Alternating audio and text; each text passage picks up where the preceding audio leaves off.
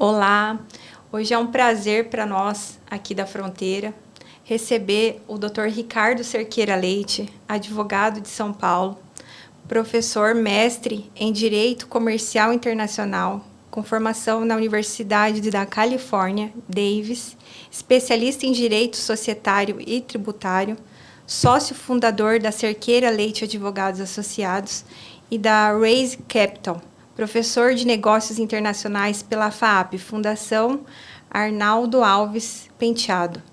E também tive o prazer de receber aqui hoje o Hugo Dantas, fundador da Finuzi Capital, especialista em capital market há mais de 10 anos e criador de 180 fintechs no Brasil.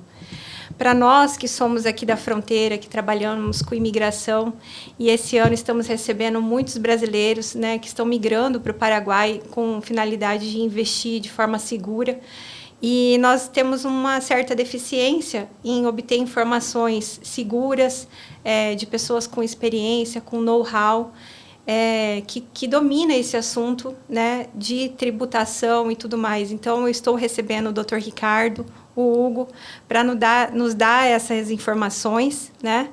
E vamos bater um papo aqui durante esse dia. Vai ser incrível, vai ser incrível. Queríamos aí agradecer, Elisa, a sua iniciativa, o seu convite, a oportunidade de abordar esses temas numa região tão propícia e num momento tão importante, que é justamente o momento em que os investidores olham para o cenário internacional e, sem sombra de dúvida, o Paraguai está nesse cenário internacional e a gente vai falar bastante sobre isso. E estou feliz de estar aqui com o meu amigo Hugo Dantas. Obrigado, Elisa, pelo convite. É um prazer estar aqui. Ratifico também as palavras do doutor. O meu background ele é mais favorável no sentido ali do mercado de capitais, como você bem pontuou, mais voltado ali como Capital Market as a Service, fintechização, securitização, porque no final do dia a gente está falando realmente ali de capital do mercado bancário, mas também estamos falando de recursos voltados para o mercado de capitais. Então a gente conseguiu agrupar vários tipos de investidores institucionais que têm interesse em fundear bons empresários, seja do mercado corporativo, seja do mercado imobiliário, seja do mercado agro. Então a gente vai falar de um pouco também dessas alternativas de funding, justamente para que eles consigam chegar nesse objetivo, que é o tema aqui desse podcast. Se você me permite, Elisa, eu acredito que o nosso espectador ele vai ganhar muito, porque nós vamos ouvir sobre a sua experiência em imigração, vamos falar aqui sobre questões de internacionalização, questões tributárias, e podemos contar com a experiência do Hugo, tratando aí de mercado de capitais, de fluxo de capitais, que é um tema tão pertinente às questões da internacionalização. Sim, nós vamos estabelecer hoje aqui um intercâmbio de informações sem fronteiras, vamos dizer assim, né? Então, doutor, hoje eu recebo no meu escritório muitos brasileiros e também estrangeiros, americanos, que estão nessa procura de informações sobre se compensa, se não compensa, qual a segurança jurídica para poder investir no Paraguai, né? Que é um país que está em desenvolvimento, está com as portas abertas para receber investidores responsáveis, né? Que querem agregar ao país e o país também contribuir com esses investidores. Então, a busca pela imigração de brasileiros aumentou muito do mês de setembro de 2025 para cá.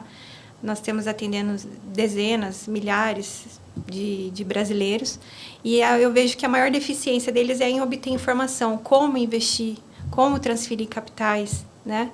E acho que o senhor vai poder falar muito bem para nós sobre isso. Podemos tratar desses temas, sim. Na verdade, a gente vive no Brasil um momento político sensível.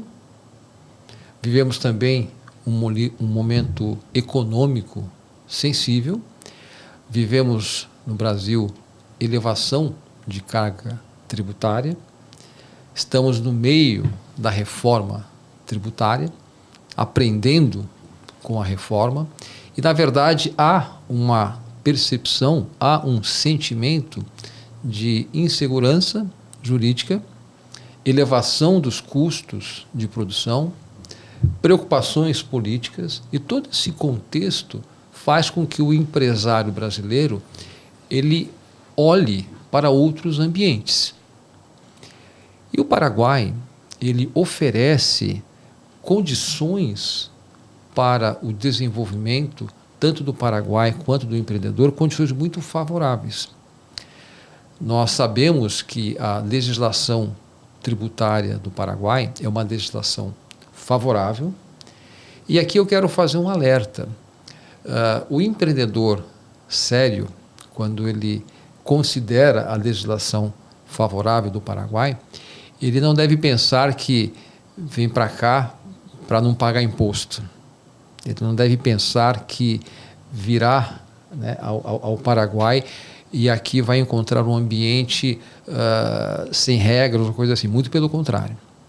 É um país que a gente percebe que está se preparando cada vez mais para receber esse investidor e tornando o seu ambiente um ambiente muito mais propício ao desenvolvimento local e também àqueles que virão investir.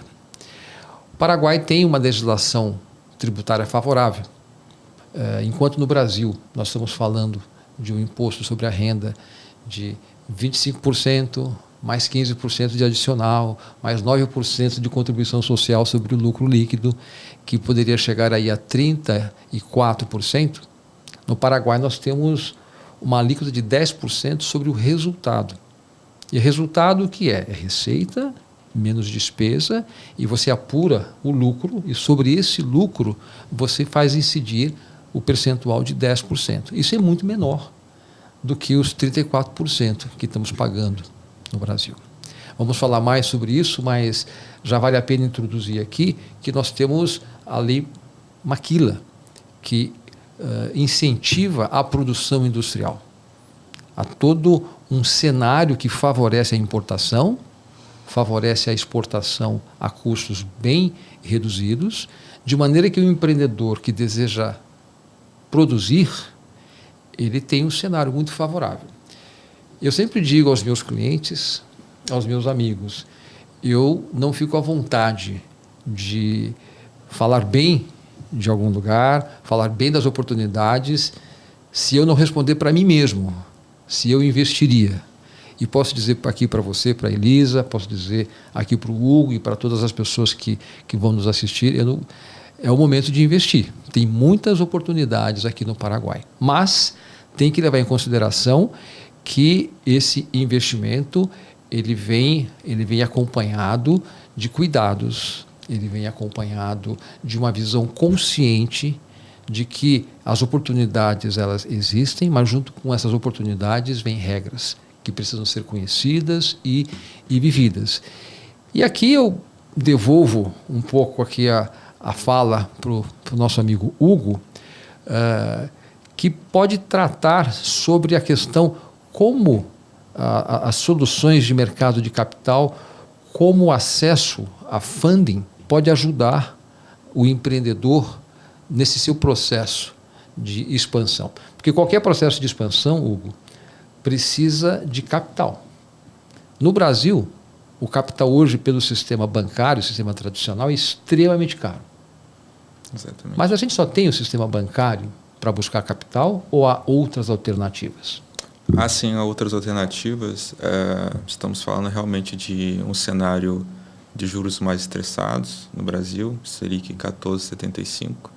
Isso realmente faz com que a tomada de crédito fique totalmente mais defasada. Mas quando a gente fala de mercado de capitais, que na verdade são uma junção de vários investidores alternativos que querem financiar um projeto específico ou uma operação específica, a gente acaba tendo mais oportunidades. Estamos falando de linhas de crédito, não falando aqui de fomento público ou algo do tipo, estamos falando totalmente privado. Estamos falando de linha de crédito que chega a ser 0,6% ao mês, 0,8% ao mês, uma taxa competitiva com várias linhas de funding, onde de fato a gente está falando aqui que pode ser uma das principais alavancagens positivas para o empresário, porque a alavancagem ela é necessária no momento de crescimento. Existe sim a alavancagem boa, o crédito bom. Então, quando você tem um projeto desse, um investimento positivo, que é investir aqui no Paraguai, né, fazendo todo esse plano de ação, todo esse business plan, viu que tem edge, viu que tem margem, viu que faz sentido, por que não a gente colocar o crédito ali como funding necessário para a operação?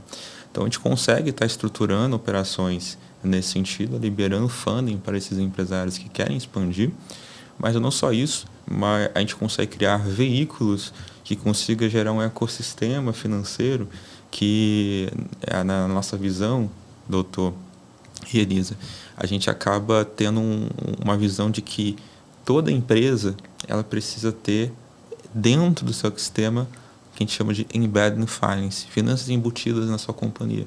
Então a gente vê esse movimento acontecer, a gente está vendo esse movimento acontecendo de que empresas não financeiras estão tornando empresas financeiras.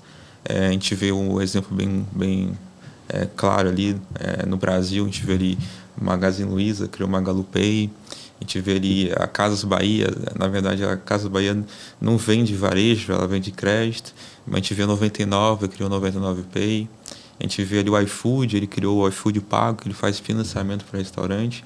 Eu não estou querendo dizer que a empresa ela precisa mudar o seu core business, mas eu citei só esses exemplos para mostrar que tu teres um veículo de investimento, um veículo estrutural dentro da sua companhia, ela acaba sendo necessário. Existe uma frase da Angela Strong, que é uma grande especialista mundial no mercado de fintech, diz que toda empresa obrigatoriamente ela vai se tornar uma fintech.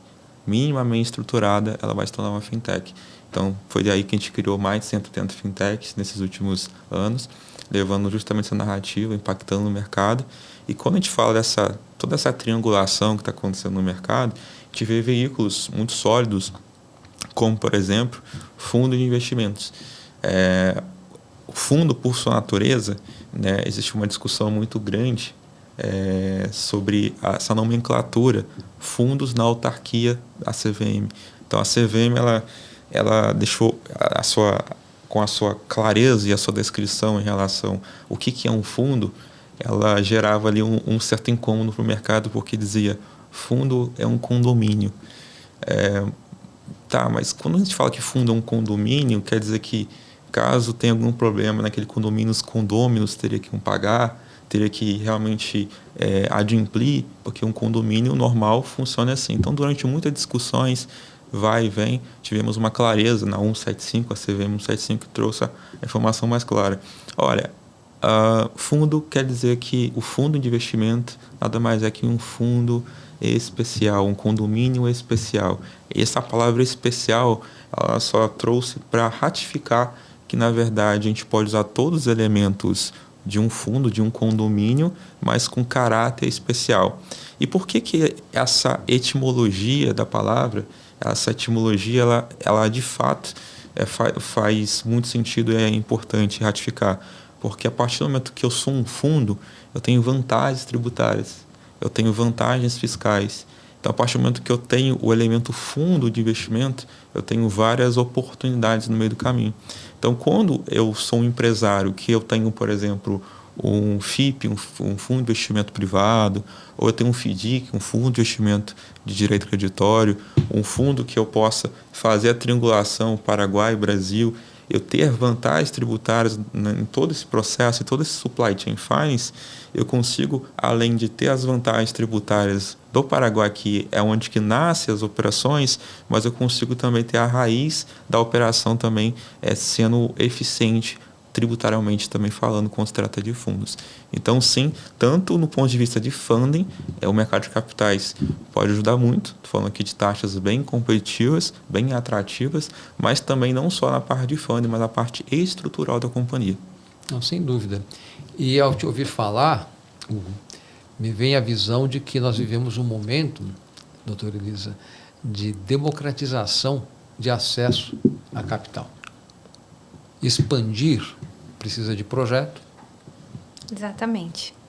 Eu atendo muitos brasileiros que decidem, vou migrar para o Paraguai, igual o senhor mencionou, por questão política, por questão de acreditar mesmo no país, né, e começar uma vida nova, com novos investimentos.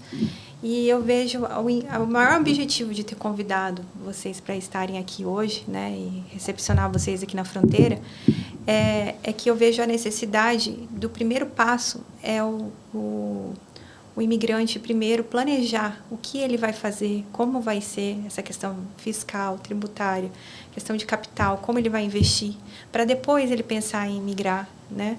Porque, de acordo com o que eu tenho acompanhado, o progresso da lei de imigração do Paraguai, antigamente tinha a lei que estava vigente em 2008, e o migrante tinha que assinar uma declaração de lei, que conhecia as leis do Paraguai, né?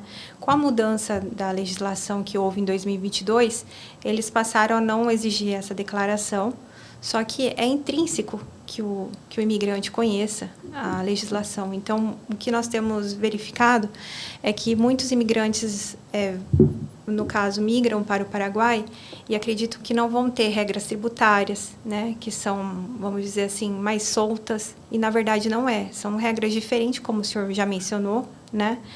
E, na verdade, eles têm que se adequar a isso. Então, hoje, com as mudanças que estão tendo na migração, o migrante tem que comprovar que ele cumpre as regras fiscais, que ele está comprometido, que ele é um investidor, certo? Caso contrário, o Paraguai vai suspender a imigração dele. Então, não é simplesmente migrar sem um planejamento. Então, o primeiro passo é planejar a questão fiscal, a questão de investimento, né, para depois, de fato, imigrar fisicamente e tudo mais.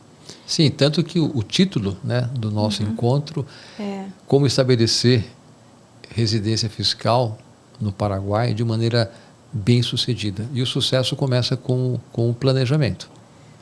Você precisa entender que não basta simplesmente vir aqui ao Paraguai, pegar sua cédula de identidade, pegar o seu RUC e não vem mais e pronto, já tinha a minha residência fiscal. Não é só isso. Na verdade, há um conceito jurídico que a gente chama que é a substância econômica.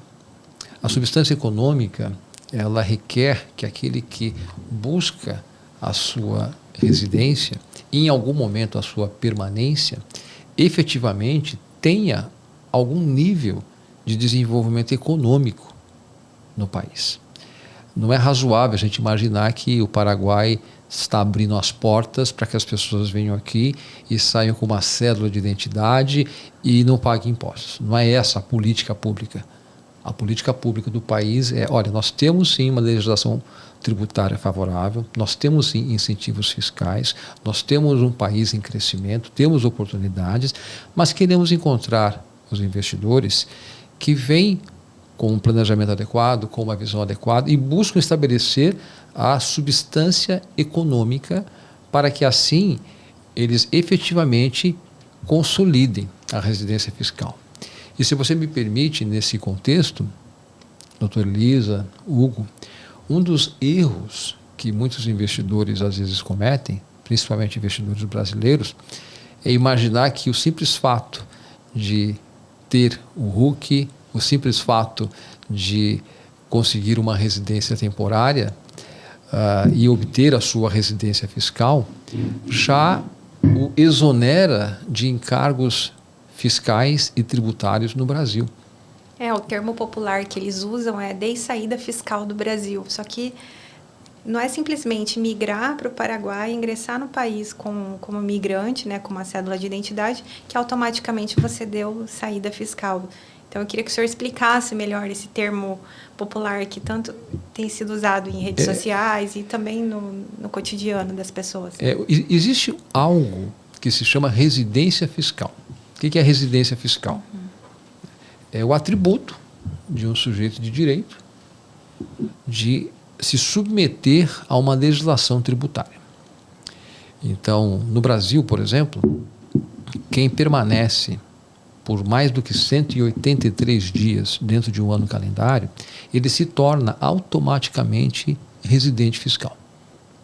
E isso implica dizer que aquele sujeito de direito, ele vai ter que entregar declarações de renda, ele vai ter que pagar impostos no Brasil. Então, se um empreendedor, pessoa física, por exemplo, ele vem ao Paraguai, ele obtém a sua cédula de identidade, o seu RUC, estabelece uma residência fiscal. Mas ele mora no Brasil por mais do que 183 dias. Se ele formalmente não seguiu todos os passos para dar a saída fiscal, ele está num risco de ter residência fiscal em 2 países. E passar pela bitributação, no caso. Exatamente, passar pela bitributação. Ou seja, ele vai ter que cumprir a legislação tributária no Paraguai, que ela é mais favorável, mas exige pagamento de impostos, e ainda se submeter à legislação tributária no Brasil. Então, se há um interesse dentro da estratégia da família, dentro da estratégia da empresa de estabelecer residência fiscal no Paraguai, por todos os motivos que nós aqui já de alguma maneira mencionamos, você precisa cuidar, acima de tudo, de encerrar a sua residência fiscal no Brasil. Como é que eu faço isso? Eu preciso assegurar que eu não vou ficar no Brasil mais do que 183 dias. Isso inclui até mesmo a utilização de contas bancárias, mesmo que Exatamente. Virtualmente. Exatamente. Então, eu quero deixar de ser residente fiscal no Brasil, mas quero manter as contas bancárias de residente, porque eu tenho acesso a investimentos mais rentáveis. Isso é um erro. Então, se eu deixo patrimônio líquido no Brasil, se eu tenho uma conta no Brasil, conta bancária, como residente fiscal, permaneço no país mais do que 183 dias, e porque eu segui alguns procedimentos operacionais aqui no Paraguai, eu já dei saída? Não, eu não dei saída. Na verdade, eu me tornei residente fiscal em um outro país. Eu terei, conforme a hipótese, que pagar imposto no Paraguai e no Brasil. O Paraguai, ele adota o princípio da territorialidade. O que é isso? Ele só vai cobrar impostos da renda obtida no Paraguai. Mas, se você vem ao Paraguai e você não estabelece nenhuma atividade econômica e busca com isso a sua residência, como você está bem dizendo, do ponto de vista da migração, você poderá pôr em risco a sua própria condição. Porque cada vez mais os países eles exigem que exista uma substância econômica. Então, qual é o grande erro? É simplesmente obter um RUC aqui no Paraguai, a sua residência temporária, não ter nenhuma substância econômica, ou seja, não ter uma empresa aberta, não ter nenhum investimento e morar no Brasil, ter ativos no Brasil, ter contas bancárias no Brasil, ter uma atividade econômica, ter lastro econômico no Brasil e imaginar que não é mais residente fiscal no Brasil. Isso é um erro. Nós não podemos esquecer que nós estamos sob o crivo do Acordo Mercosul. Uhum. Né? Então, da mesma forma que os brasileiros que permanecem 180 dias no Brasil estão a crivo da legislação brasileira, os estrangeiros paraguaios que também aqui nos acessam hoje também têm que estar atentos a isso, né? Então, se ele permanece 180 dias no Brasil como residente temporário ou permanente, ele também tem que se submeter às regras tributárias brasileiras, né? Sim, sim. Querendo ou não, é um acordo recíproco, né? Exato, ele se torna residente fiscal e vai ter que entregar as declarações e tudo mais. O fato do país eventualmente não investigar ou não instaurar procedimentos fiscalizatórios ou não autuar, não significa por si só que eu estou cumprindo a lei. Já tem aquele ditado, né, que diz que para os amigos a gente dá tudo. Para os inimigos a gente dá a lei. Ou seja, a lei, muitas vezes, ela traz consigo detalhes, regras, que o seu cumprimento, se for desconhecido, ainda mais se for tardiamente, vai ter sanções. E a gente está vendo aqui no Paraguai como existe, ou por algum momento aí criou-se uma cultura de que basta simplesmente vir e não criar essa substância econômica. A gente está percebendo, como você mesmo disse na sua fala anterior, que a imigração paraguaia ela está mais rígida. Sim, ela na verdade a lei sempre houve a previsão, né, de que você tem que comprovar a sua atividade, né, sua solvência, só que até então eles não faziam essa fiscalização. Hoje, quando você comparece no posto de imigração para formalizar o pedido de imigração temporária para imigração permanente, você tem que comprovar se você constituiu empresa, se você declarou imposto de renda, se você contratou e registrou funcionários, né? Se você se declara como prestador de serviço, você também tem que comprovar que no momento que você registrou seu RUC, você declarou imposto de renda sobre a pessoa física como prestador de serviço. Então, eles exigem uma série de documentos para você comprovar, para você se declarar e ser apto a ser um imigrante permanente. Uhum. Caso contrário, você vai simplesmente renovar a sua imigração temporária, sua permanência temporária no país. Sim. Então, e da mesma forma acontece no Brasil. Os paraguaios, os outros estrangeiros que comparecem na Polícia Federal e solicitam residência temporária, depois, se eles querem migrar para permanente, eles têm que comprovar a solvência, seja com declaração de imposto de renda, apresentação de holerite e tudo mais, certo? Então, na verdade, as pessoas têm que fazer um planejamento, né, antes de vir.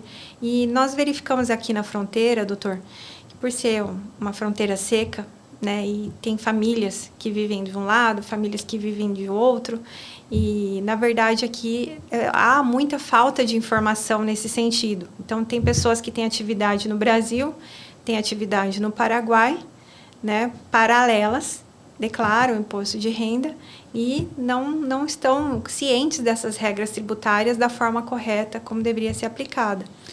Por exemplo, para pegar esse gancho que você levantou, às vezes uma família vai ter patrimônio no Paraguai, renda no Paraguai, vai ter patrimônio e renda no Brasil, e normalmente, Hugo, adota-se a prática de entregar uma declaração de renda ao Paraguai, tão somente sobre a renda e os ativos no Paraguai, e entregar uma declaração de renda tão somente sobre a renda e os ativos no Brasil. Quando, na verdade, se eu sou residente fiscal no Brasil, pelas regras que nós discutimos aqui, eu não dei saída, eu fiquei mais do que 183 dias dentro de um ano calendário, eu deveria entregar uma declaração ao governo brasileiro, ao fisco brasileiro, informando sobre a renda e o patrimônio que eu tenho no Paraguai. Então, na minha declaração de renda, eu não devo restringir tão somente a renda e o patrimônio no Brasil. Então, quem está na fronteira, naturalmente, pela própria circunstância, acaba tendo duas residências fiscais, duas entregas, mas que, na verdade, pela legislação brasileira, deveria ser uma regra única, ou seja, eu entrego, informo os ativos que eu tenho, informo as rendas. Então, se eu ganhei 100 mil reais, ou seja, qual foi a moeda no Paraguai durante um ano, eu preciso, como residente fiscal, agregar essa renda na minha declaração de renda e pagar impostos sobre isso. Mas nunca tivemos problema, nunca tivemos uma fiscalização. O fato de não ter tido fiscalização não significa que a lei mudou. Mas eu tenho observado que ambos os países estão caminhando para iniciar essa fiscalização. Tanto que, por ser fronteira seca, eu vivo aqui na fronteira, eu posso me incluir nesse cenário. Nós não temos costume de, por exemplo, eu vou viajar para Assunção. Eu estou em Ponta Porã, eu cruzo a fronteira seca para Pedro Juan e eu tenho migração e cédula, eu viajo para Assunção. Essa semana, a imigração emitiu um comunicado para que todos se atentem a isso. Qual que é o procedimento correto? No caso, o usuário ele tem que passar pelo setor de imigração da Polícia Federal. Se eu estou em Ponta Porã, eu tenho que passar pelo setor da imigração da Polícia Federal, comunicar que eu estou saindo do país, ir até o setor da aduana do Paraguai, comunicar que eu estou ingressando no Paraguai com a minha cédula de identidade paraguaia, para daí viajar para Assunção ou qualquer outra cidade do Paraguai. E quando eu retorno, eu faço o mesmo caminho, para ter um movimento migratório registrado ali. Sim. Então, esse movimento migratório, com certeza, é uma forma de fiscalização que, em breve, vai trazer consequências, certo? E quem não fizer esse procedimento, que até então nós não tínhamos o costume de fazer por estar na fronteira seca, não vai conseguir manter a imigração, seja ela temporária ou permanente. Então, hoje, o imigrante que tem a imigração temporária, pela lei nova de 2022, ele tem que comprovar que ele esteja no país pelo menos durante 1 ano. Então, ele tem que ter um movimento migratório que é registrado na imigração, que ele permaneceu no país durante 1 ano, somados os meses que ele entrou e saiu. E no caso do imigrante permanente, que já possui imigração permanente há muitos anos, ele tem que comprovar que esteve no país durante 3 anos, nesse registro de movimento migratório. Caso contrário, vai ser cancelada a imigração dele. Então, é uma forma de fiscalização fiscal já, que o Paraguai está estabelecendo. Sim. E o Brasil já praticava. Claro que quem está na fronteira de Foz do Iguaçu, que tem a ponte, obrigatoriamente ele registra a saída e entrada. Mas as outras cidades que fazem fronteira com o Paraguai, essa não é uma prática comum, mas que a imigração essa semana impôs e vai surtir efeitos. Então, essa informação é uma informação útil, né, que todos devem tomar nota e praticar. Né? E aí, nesse caso, a gente observa que as pessoas que desejam, de fato, investir no Paraguai, além de cumprir essas observações, tem que estudar como ser feito a transferência de recursos correta. No caso, o Hugo pode falar para a gente como são as formas que isso é feito, né, no mundo bancário, que a gente está um pouco por fora disso. Claro, doutora Inês, vamos lá. Hoje a gente está falando aqui que o mercado se divide também em economia real e nova economia, né? Então, a gente está falando aqui de ativos financeiros dentro da economia real. Então, quando eu pego aqui uma moeda fiduciária como Guarani, como real, como dólar, eu estou falando aqui de transações financeiras que eu faço um câmbio tradicional e eu estou falando aqui da economia real.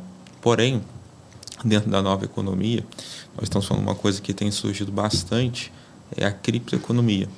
Quando eu falo criptoeconomia, não estou dizendo necessariamente comprar criptomoeda ou Bitcoin, mas eu estou falando aqui de utilizar toda a eficiência que existe do mercado blockchain para fazer todo o processo de fluxo financeiro global.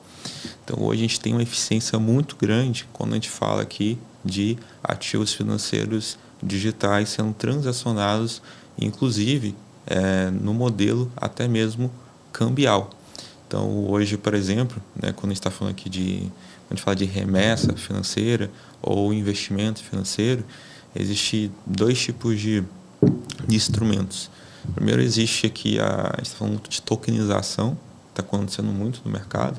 Então, quando eu falo de tokenização, nada mais é que eu pegar por exemplo, essa caneca aqui e eu transformar ela aqui, fatiar em vários ativos mobiliários e conseguir fazer com que vários investidores comprem parte daquele ativo. Obviamente, aqui é só um exemplo, mas eu posso fazer isso com imóvel, eu posso fazer isso com uma empresa, eu posso fazer isso com um projeto, eu posso fazer com participação de uma companhia, eu posso fazer isso com uma SPE, uma sociedade de propósito específico, eu posso fazer isso com uma SCP, uma sociedade em cota de participação, eu posso tokenizar parte daquela companhia. E daí, o que isso quer dizer? Eu consigo fazer com que o fluxo seja mais global, internacionalizar esse fluxo.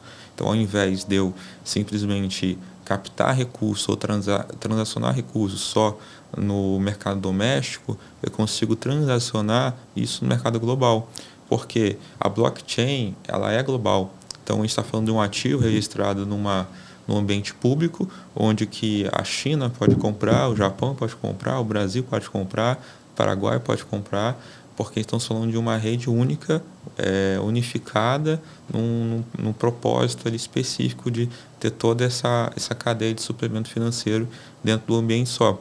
Então, a tokenização, tanto para a tomada de crédito, quanto para investimentos em ativos, quanto para fazer remittance, transações, é o que tem acontecido com grande maestria. E, especificamente, nós temos observado um crescimento muito forte no chamado stablecoins. O que é stablecoins?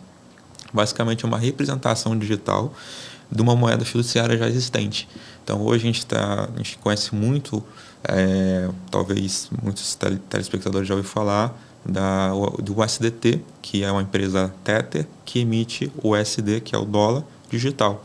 Ano passado mesmo foi emitido trilhões de dólares em USDT.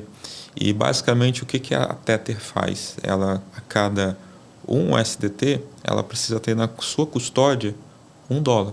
Então, ela tem um lastro em dólar fiduciário e ela consegue levar essa eficiência via blockchain para você comprar dólar digital e transacionar em qualquer lugar do mundo. Estamos falando aqui um tópico muito importante, que é todo o processo fiscal, tributário que a empresa pode deduzir, reduzir e ter vantagens legais. E nós estamos falando aqui de uma situação no Brasil que tem acontecido e tem realmente prejudicado bastante empresários, e não só empresários, mas até a pessoa física do empresário, que é o IOF. Então, hoje a gente está falando que, quando a gente está falando de remessa internacional, a alíquota hoje, para remessa simples, fazendo uma operação de, seja até mesmo importação, exportação, ou um processo de remittance simples, a gente está falando que só a carga tributária do IOF é 3,5%. Então, hoje a gente está falando de uma alíquota muito pesada que, infelizmente, no Brasil, é o decreto. Você muda o IOF só por decreto. Então, você alterou lá, instantaneamente, a alíquota saiu ali de menos de 1%, já foi para 3,5%.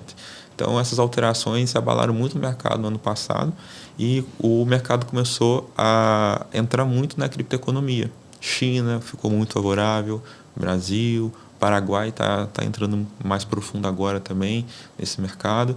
E o que a gente está falando? A gente está falando que existe um mercado de uma eficiência não só de remessa, mas também tributária. Porque estamos falando aqui de que ainda, pode ser que aconteça futuramente, mas ainda o Banco Central do Brasil não reconhece a stablecoin como câmbio, como uma moeda efetivamente. Porque para eu reconhecer aquela transação como um câmbio, eu preciso reconhecer stablecoin como moeda. Então, preciso ter um fato gerador primeiro. E não existe esse fato gerador ainda. Então, no direito tributário, né, se eu não existe esse fato gerador, eu não consigo tributar algo que realmente não existe. Então, pode ser que daqui a 2 anos, daqui a 3 anos, ou quiçá alguns meses possa acontecer, mas eu acho muito difícil no curto período de tempo, porque quando a gente está falando de blockchain, o processo de rastreio é mais burocrático, é mais difícil, e estamos falando de uma área que ainda está tendo um crescimento muito forte e ainda não existe uma lei clara, efetiva, que aquilo existe, é encarado como um câmbio. Ou seja, mesmo se a Receita Federal ou o Banco Central tentar encarar como câmbio, existem vários pareceres técnicos muito fortes tributários que ela não poderia. Então, ainda assim, se isso acontecer, existe toda uma força de contrapontos muito fortes dentro dessa discussão. Mas ainda hoje, no estado vigente, a gente consegue fazer transações via criptoeconomia com moedas digitais sem ter custos tributários do IOF. Então, isso facilita uma conversão, por exemplo, de real, pagamento via Pix, por exemplo, e você converter para Guarani em poucos minutos.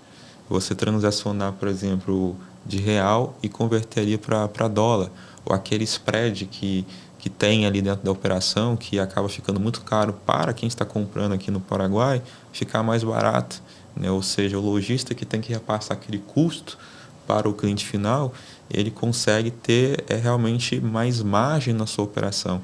Então, tanto para o varejo quanto para as indústrias, a gente está falando de que existe toda essa cadeia de nova economia acontecendo na área de remittance, onde que a gente consegue fazer essa nova economia vigorar no sentido de que existe um fluxo real que já está acontecendo, legal, perene, líquido, eficiente, e também quando eu falo aqui de câmbio, nós estamos falando também que, infelizmente, existe um processo muito burocrático de compliance, de análise da operação. Então, às vezes, tu tens uma empresa que está um pouquinho desorganizada, que isso acontece, todo empresário, às vezes acontece isso, isso faz com que às vezes a gente não passe numa aprovação de uma corretora de câmbio, não consiga ter limite para fazer o câmbio em valores acima de $1 milhão, ou valores maiores, ou quiçá menores, eu acabo não conseguindo ter limite para operar. Já a criptoeconomia é mais flexível. A gente precisa fazer todo o processo de reporte para o Banco Central. Existe uma legislação que a gente tem que fazer um processo como o VASP, que são as Virtual Assets, basicamente são os bancos das criptomoedas e dos criptoativos em gerais. Então, existe todo o processo de compliance, mas só que, como não está aqui entrando no viés mais bancário, tradicional, e a gente está falando de alta flexibilidade. Então, a gente consegue levar esse limite de transação, custo mais baixo e, principalmente, um processo mais eficiente. Imagina você pagar uma operação em real e rapidamente você liquidar isso em Guarani sem custo do IOF. Imagina você transacionar de Guarani para real de forma muito rápida, sem custo do IOF e ainda também com alta eficiência. Imagina você que não consegue passar numa aprovação de um câmbio, não consegue tomar crédito em outra instituição ou em outro país, você conseguir ter essa conta global junto com um poder ali de eficiência junto com a criptoeconomia e poder fazer toda essa remessa via liquidação. Então, esse é o poder da nova economia, esse é o poder aqui que a gente está falando da criptoeconomia e especificamente das stablecoins, que existem as duas maiores hoje. Hoje a gente está falando da Tether, o SDT, e tem também a Cycle, que é a USDC, que são as mais utilizadas hoje para fazer compra e venda de dólar, utilizando aqui a criptoeconomia, todo esse ciclo novo que tem acontecido. O processo de internacionalização, ele é um processo que tem muitos pilares. Sim. Tem o pilar da imigração. Quais são os requisitos para que eu consiga ter a minha residência temporária, transformar em residência permanente e não colocar essa residência em risco? Existe o pilar tributário. Como é que vai ficar a minha situação de incidência sobre o patrimônio, sobre a renda e quais são os cuidados que eu preciso ter para que, em vez de ter uma redução na carga tributária, eu acabe eventualmente tendo uma elevação e ainda a criação de um passivo. Existe também o pilar do fluxo financeiro. Quais são as alternativas que a gente tem para que esse fluxo financeiro possa fluir de maneira eficiente? E eu espero que aqui os nossos espectadores, eles estejam aí se sentindo enriquecidos com essa nossa discussão, porque, como você disse, Elisa, não é simplesmente pegar a residência fiscal, pegar o RUC e sem um planejamento, sem entender todos os efeitos. O primeiro passo, acho que é contratar uma consultoria, né, da confiança da pessoa e organizar esse planejamento, fazer um planejamento concreto de questão de investimento, de questão tributária, né? E aí vir para o Paraguai de forma segura, Sim. né? Não tem riscos se a pessoa se planeja, né? Eu escrevi um livro com o título Negócios Sem Fronteiras. E nesse livro eu coloco uma teoria que eu chamo teoria dos relacionamentos. E eu alerto que há alguns relacionamentos que são assim chave para o sucesso da sua internacionalização. Coloco dizendo que o relacionamento com o Estado, ou seja, começar a minha relação com o Estado de maneira saudável. Não vamos nos enganar, todo Estado ele quer arrecadar. Então, se eu já tenho como premissa, eu vou iniciar uma relação com o Estado soberano paraguaio, porque eu não quero pagar imposto, a premissa já está errada. Ainda que a gente tenha no Paraguai uma legislação tributária favorável, mais flexível, mais flexível, há interesses econômicos, há interesses arrecadatórios, há interesse de fomentar a economia. É um processo, é um país em desenvolvimento, né? Que ainda tem muito a estruturar, então não faria sentido lotar um país sem estrutura. Exato, né? então há um interesse. Então, como é que eu trato essa relação de maneira saudável? A segunda relação é a relação com o sistema financeiro. Eu preciso estabelecer essa relação, e essa relação ela tem que ser saudável. Como funciona o processo de abertura de conta? Quanto tempo eu preciso operar com uma instituição financeira para que eu possa ter construído um histórico de crédito para eventualmente buscar uma operação de crédito? Quais são as taxas, os custos envolvidos no processo desse relacionamento? E por fim, eu chamo os relacionamentos de estratégicos. A gente não desenvolve os relacionamentos com o governo, o relacionamento com as instituições financeiras, simplesmente batendo na porta lá, né? Esses relacionamentos, eles precisam ter aqueles precursores, aqueles que já navegam na sociedade, já têm o domínio dessas variáveis, e a gente acredita que a gente esteja nessa posição. Estamos aqui, Elisa, atendendo o seu convite, felizes por isso, porque a gente entende que você representa para todos os brasileiros um relacionamento estratégico importante. Você conhece a cultura brasileira, você conhece a cultura paraguaia, você conhece as variáveis desses dois ambientes econômicos, então você é um relacionamento estratégico importante, e nós estamos nos tornando também. Então, nesse processo de internacionalização, isso é muito importante. Às vezes, o profissional que quer se internacionalizar, ou mesmo a pessoa física, com a existência, com a disponibilidade da informação na internet, a gente acaba... Você tem informação na internet, você tem informação na inteligência artificial, e aí você acaba buscando essas informações e criando julgamentos peculiares, cheio de lacunas, porque você não buscou a informação na fonte correta ou não estabeleceu esses relacionamentos de maneira saudável. Então, quer internacionalizar? O Paraguai, sem dúvida, oferece muitas opções viáveis, interessantes, mas precisa começar bem o relacionamento com o Estado, começar bem o relacionamento com os bancos e desenvolver relacionamentos estratégicos. Errando nesse processo, você provavelmente em algum momento vai vir aí uma conta para você pagar, mesmo que você não a desconheça, porque houve um erro no início. Você concorda com essa visão? Concordo. Inclusive, tem que haver um respeito, né, pelo intercâmbio de informações, né? São duas nacionalidades, são duas culturas, né?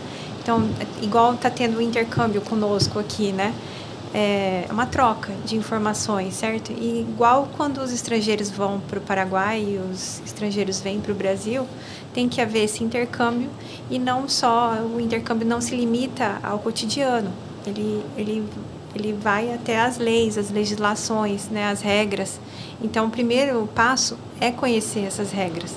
E aí é complexo, não é tão simples, né? Igual o senhor falou, não dá para buscar informações em redes sociais, inteligência artificial, tem que procurar profissionais como o senhor. Por isso que eu fiz esse convite hoje para o Hugo também, porque é um assunto que a gente não domina. Apesar de estar aqui na fronteira, nós temos dificuldade em entender esse processo macro de internacionalização, né? Sim. E nós estamos recebendo também investidores de grande porte que procuram isso, e eu vejo que no Brasil hoje são poucos os profissionais que dominam esse assunto. Então é uma honra receber vocês aqui hoje e estar compartilhando com todos essas informações, né? De certa forma, é um trabalho social que a gente tem feito, né? Sim. Aqui A hoje.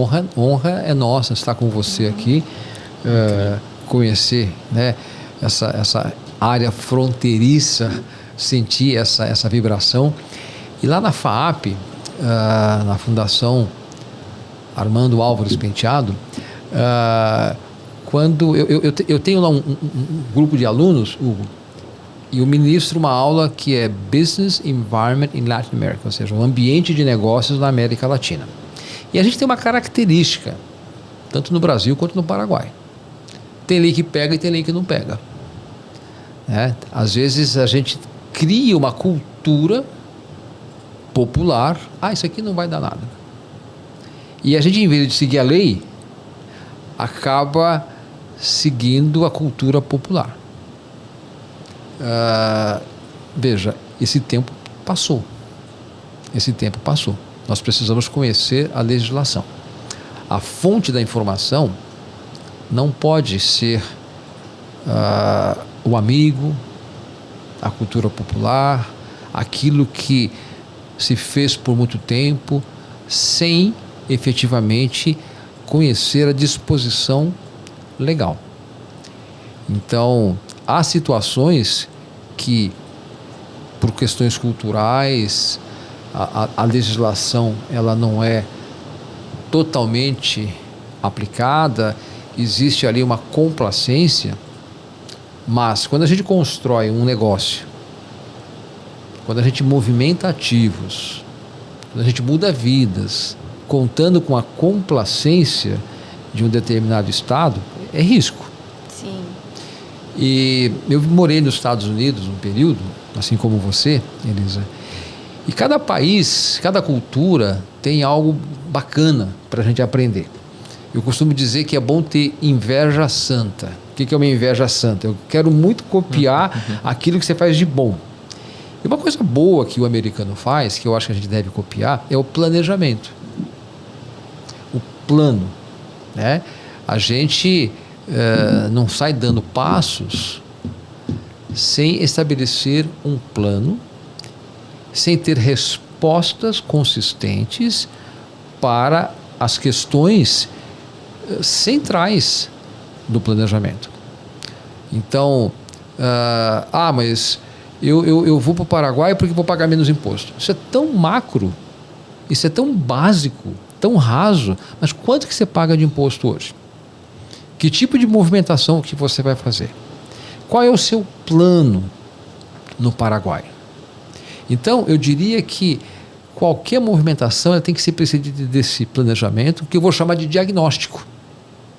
Tem que se fazer um diagnóstico para que você possa efetivamente entender qual é o caminho que você vai, né?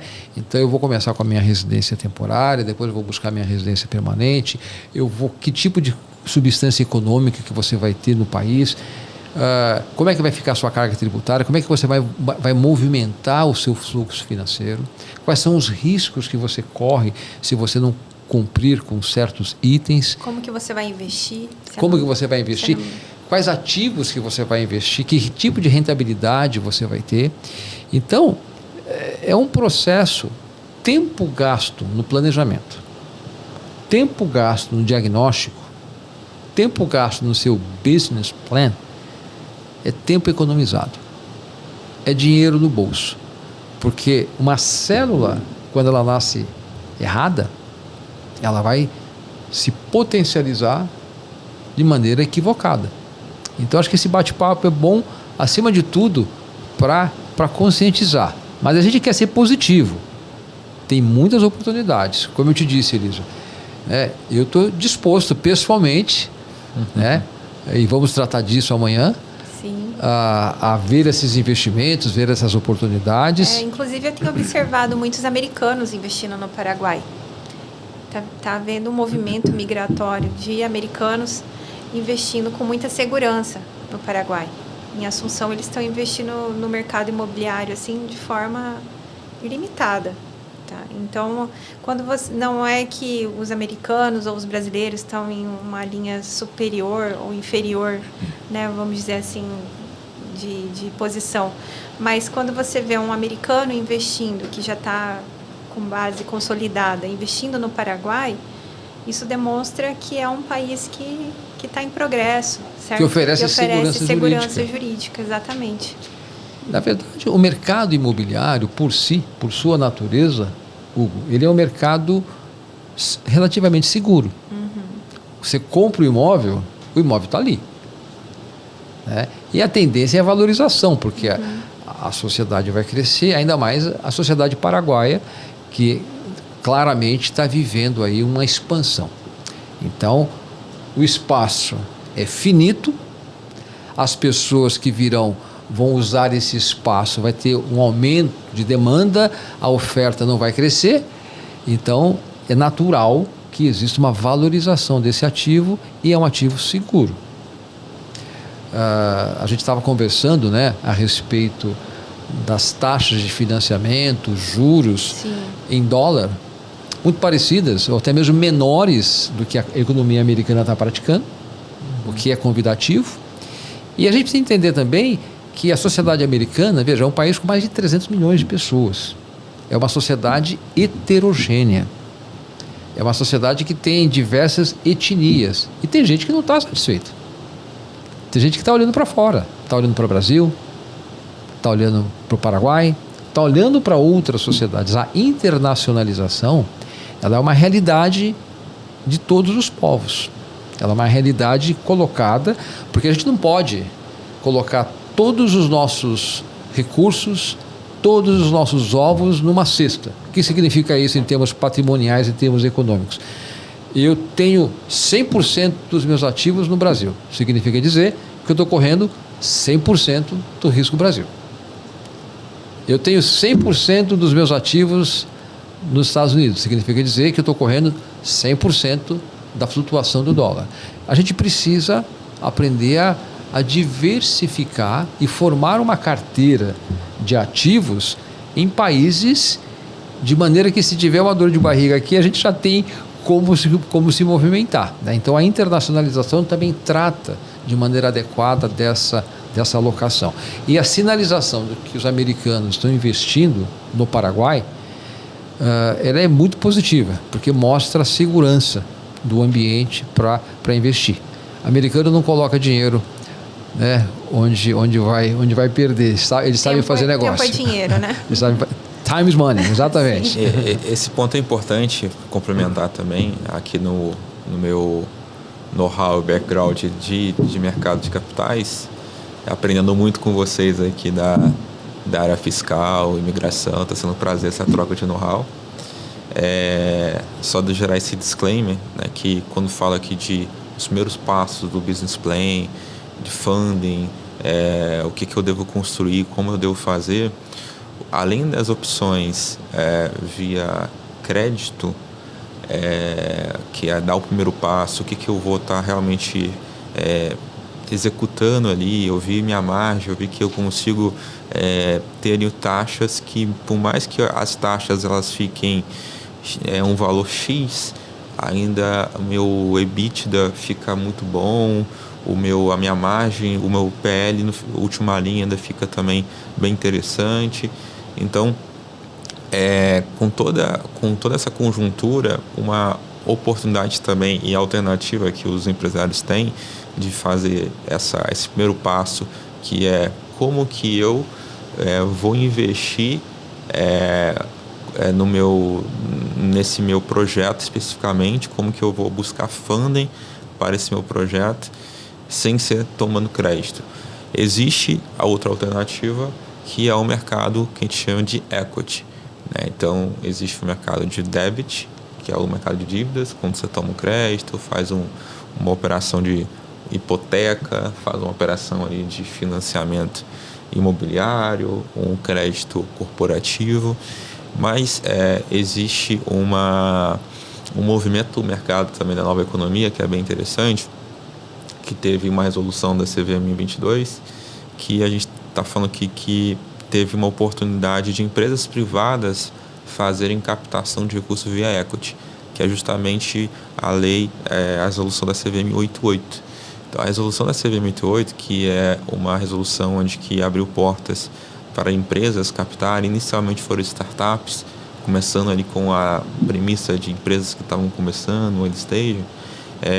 O equity crowdfunding, ele começou a estabelecer para grandes companhias, middle market, empresas também maiores.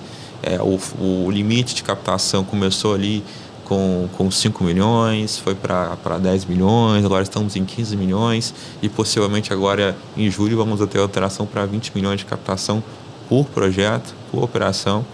Então, isso é uma oportunidade também desse empresário que viu uma oportunidade no Paraguai de fazer esse investimento aqui e quer fazer essa captação coletiva, porque o nome já diz, equity crowdfunding, é uma captação coletiva, é um grupo de investidores que investe naquele projeto contigo. E existe e qual que é o grande impasse, né? O Brasil ele tem suas burocracias, mas em quesito Banco Central a gente tem que elogiar bastante que eles são bastante inovadores e elogiados, ovacionados mundialmente. Então a gente criou essa estrutura no Brasil onde que sem muitos custos você consegue fazer uma oferta pública, porque até então para você fazer uma oferta de captação, para o exemplo aqui, o projeto de investimento aqui no Paraguai, captar aqui seus 5 milhões, seus 10 milhões, seus 50 milhões, ou menos que isso, whatever. Mas o grande contexto é que, para você fazer uma oferta pública, você tinha que ter todos os agentes regulatórios e todos os stakeholders envolvidos naquela oferta, que ficava muito custosa aquela captação. Então, eu tinha que envolver o administrador fiduciário, eu tinha que envolver o custodiante, eu tinha que envolver ali o consultor, eu tinha que envolver o escriturador. Então, uma captação que as startups precisavam captar 400 mil para a sua rodada ali de pré-seed, captação ali anjo, vamos dizer assim, acabava não fazendo muito sentido. Assim, putz, como que eu vou captar aqui meu cheque de 500 conto, de R$1 milhão, sendo que eu tenho esse custo?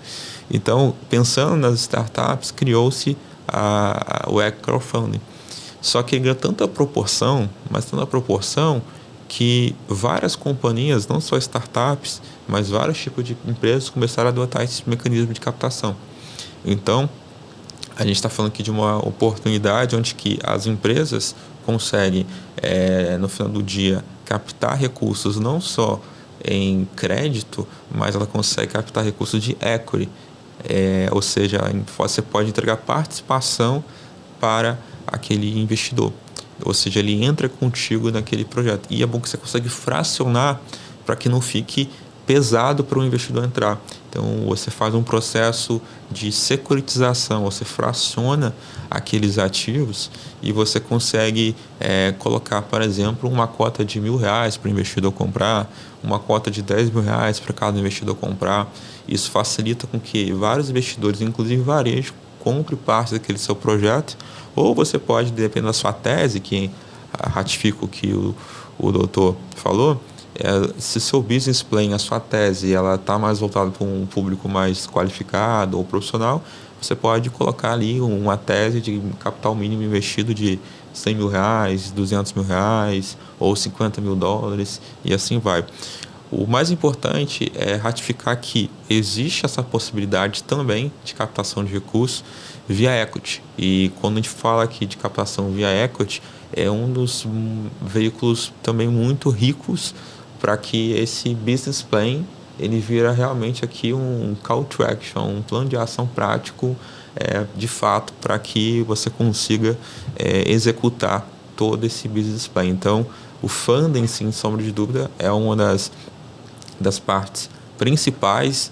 Toda essa habilidade técnica, toda essa conjuntura técnica é importante, e o funding ele entra também como elemento nitro para, de fato, também as coisas funcionarem. Então, eu posso captar tanto em crédito, tomando crédito com taxas mais baratas. Eu posso também captar recurso para a minha internacionalização, para o meu investimento aqui no Paraguai. Eu vi uma oportunidade fiscal, eu vi uma oportunidade tributária, eu tenho uma oportunidade aqui de importação, exportação. Eu vi uma grande oportunidade, quero abrir esse projeto de forma pública, ou seja, eu quero captar não só para os meus family friends, mas eu quero captar para todos os brasileiros possíveis. Quero fazer essa oferta pública acontecer, não só os brasileiros, mas outros tipos de pessoas, outros tipos de nações. Eu posso abrir essa captação, aí já entra naquele ponto que a gente comentou, né, das stablecoins. Eu posso criar essa oferta da participação do meu projeto em tokenização. Ele compra em USDT, ele compra em stablecoin, ele compra em frações. Ali as frações são compradas através de moedas digitais, gerando mais facilidade das compras dos ativos. Então, daí eu faço uma captação tudo em dólar digital, e depois eu consigo utilizar tanto esse USDT aqui no Paraguai, quanto eu posso converter para a minha moeda doméstica. Então, esse fluxo de funding e essa oportunidade que nós tivemos e ainda está avançando muito, que é a CVM88, tem sido, sem sombra de dúvidas, uma grande oportunidade de auto-funding junto com vários investidores em conjunto com você. Eu queria pegar um gancho nessa sua fala e aqui, né, destacar que nenhum projeto avança sem ter o capital adequado. Se você não tem os recursos financeiros para movimentar um projeto, na verdade você vai numa velocidade baixa, num momento em que as coisas mudam muito rapidamente. Então, a gente sabe que capital, ele acelera os negócios. E tem 3 maneiras, talvez 4 maneiras básicas de conseguir capital. Um é alguém te dá dinheiro. Isso é muito raro. Pai e mãe a gente pode contar, então eu vou descartar isso. A outra é o recurso próprio do investidor. Ele tem a reserva, ele vai investir na sua expansão. A outra, como o Hugo bem colocou, é eu tomar dinheiro emprestado. Banco está muito caro. Existe aí o mercado de capitais com excelentes alternativas. E agora, a resolução 88 da CVM, que basicamente permite que eu vá ao mercado obter investidores privados em pequenos e médios negócios. É como se eu abrisse o capital na Bolsa de Valores. É como se eu buscasse sócios capitalistas com porções diminutas, 20 mil, 30 mil, enfim, a gente define a cota, de maneira que o investidor, ele também participa do ganho dessa atividade. Então, o empreendedor, cada vez mais, ele tem que se ver como aquele agente, como aquele ator que vai liderar um processo de geração de riqueza. Ele é o grande maestro desse processo de riqueza. Ele é o corajoso. Ele é aquele que vai atrás. Ele é aquele que vai desenvolver mercado, vai buscar consultoria. Ele é aquele que vai formar um time. Ele é aquele que vai potencializar uma determinada ideia e faz isso por vocação, faz isso por paixão. E na América Latina, Paraguai, Brasil e outros países, nós temos muitos desses vocacionados empreendedores. E aqui a gente está tratando, né, Elisa, de uma alternativa de acesso a capital para que esses talentos, para que esses empreendedores, eles possam efetivamente gerar riqueza, não apenas para si, mas principalmente para a comunidade. Por que os Estados Unidos têm um PIB de 32 trilhões de dólares e o Brasil tem um PIB de 2 trilhões de dólares, ou seja, temos uma economia americana 16 vezes maior? Porque naquela economia eles reconhecem que o empreendedor é esse talento e ele tem acesso a capital, seja pelo mercado financeiro, seja pelo mercado de capitais. E a gente no Brasil, e pouca gente sabe disso, Hugo, pouca gente sabe que eu, como empreendedor brasileiro, eu posso fazer uma campanha de captação de recursos, posso trazer sócios, posso captar 1, 2, 3, 4, até 15 milhões atualmente, e esse valor vai subir, e com esse recurso financiar a minha expansão internacional.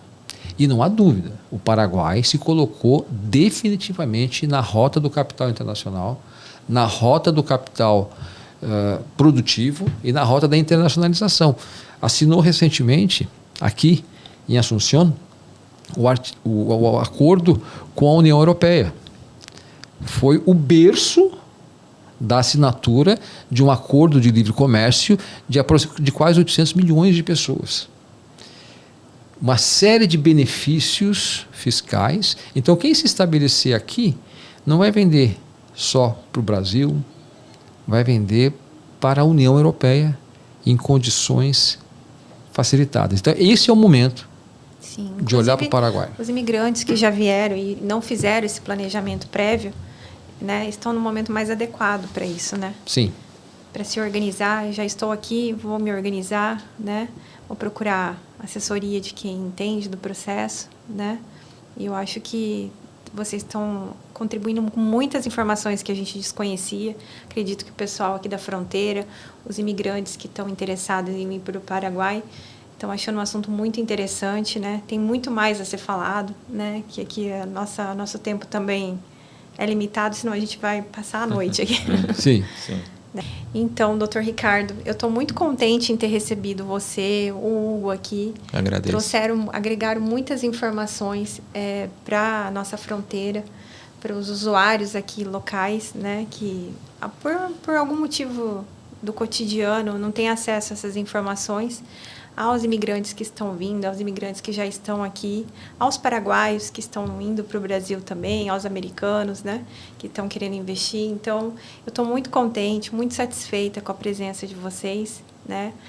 Espero fazer sua imigração aqui no Paraguai, para que o senhor seja um investidor, contribua com o país, né? Posso dizer nosso, que eu também estou aqui na fronteira, então a gente é daqui, né? Tem radicação aqui também e tudo mais.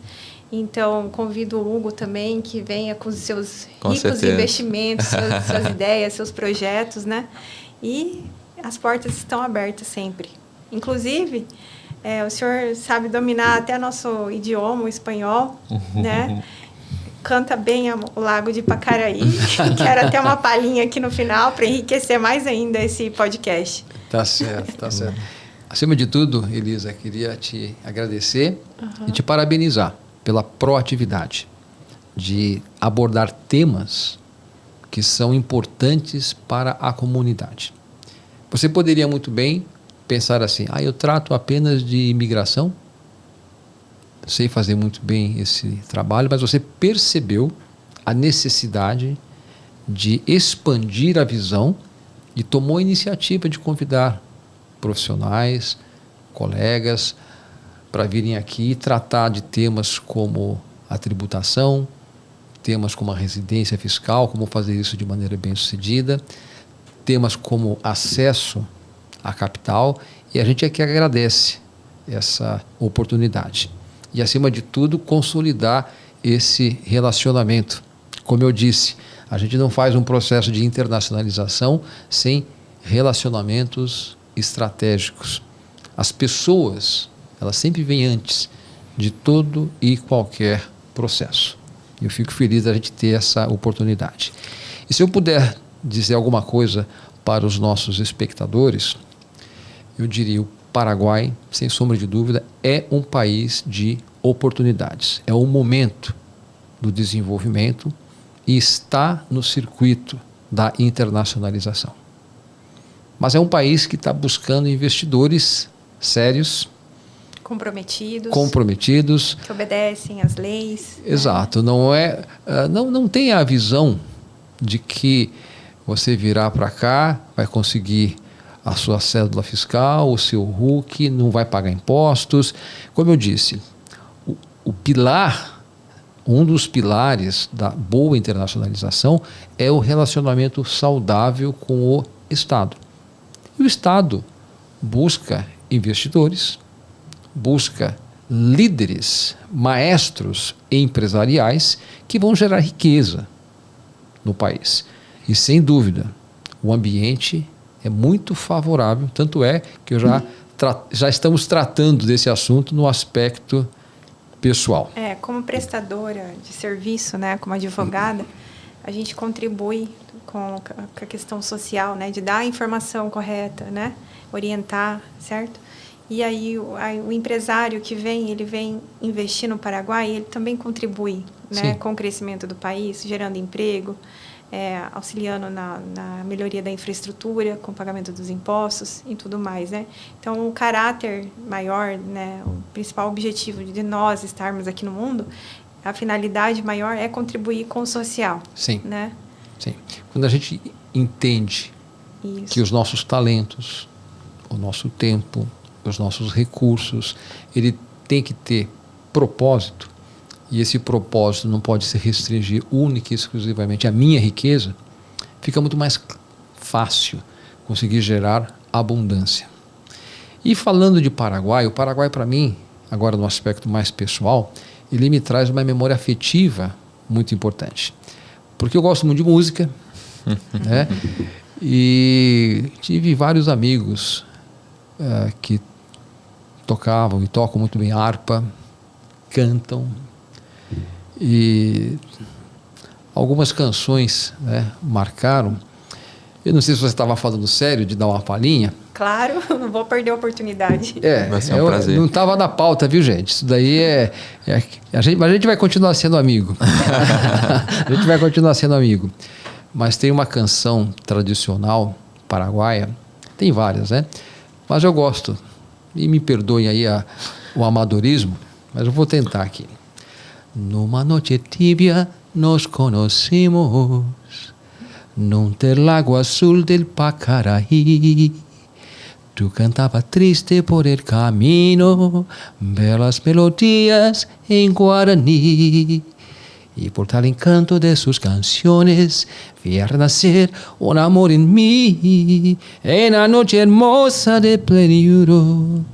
E assim vai. Olha, o Paraguai acaba de ganhar um cantor. Olha só. Então, a hora que eu aprender a cantar, aprender a letra direitinho, aí eu volto e a gente canta mais. Mas eu gosto Que daqui. bacana, muito e legal. vamos ajudar, acima de tudo, nesse momento, com o nosso tempo, o nosso talento, o nosso conhecimento, e fazer a coisa de maneira correta.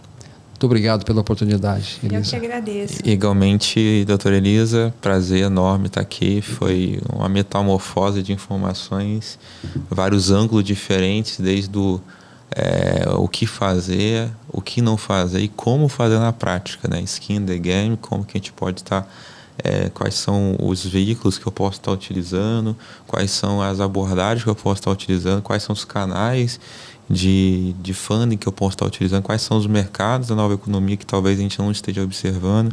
Então, espero ter contribuído um pouco, aprendi bastante aqui, agradeço pelo convite, e a dica que eu dou é: não deixe que a sua empresa realmente esteja fora do que está acontecendo na nova economia, né? Olhe para o mercado da nova economia, ou tenta fazer o embedding finance, embutir finanças dentro da sua companhia, porque é aquilo, toda empresa ela vai se tornar uma fintech, ela tem se tornado uma fintech, ela está gerando esse ecossistema interno e não só externo. Não precisa ser especialista, mas você precisa estar ali dentro desse universo acontecendo, aproveitar o máximo possível. Então, o meu convite é: estude um pouco sobre esse mercado, aproveita essas oportunidades que têm acontecido. São informações raras, escassas, que a gente compartilhou aqui, e espero ter agregado um pouco aqui para a vida de vocês. Eu agradeço ao Hugo por estar aqui, ao Dr. Ricardo. Agradeço a vocês por ter nos escutado até o momento. Vamos colocar, disponibilizar aqui o acesso ao contato desses profissionais, né, sérios. E caso tenha alguma dúvida, pode entrar em contato com todos nós. Estamos aqui para atender a todos. Muito obrigada e foi um prazer.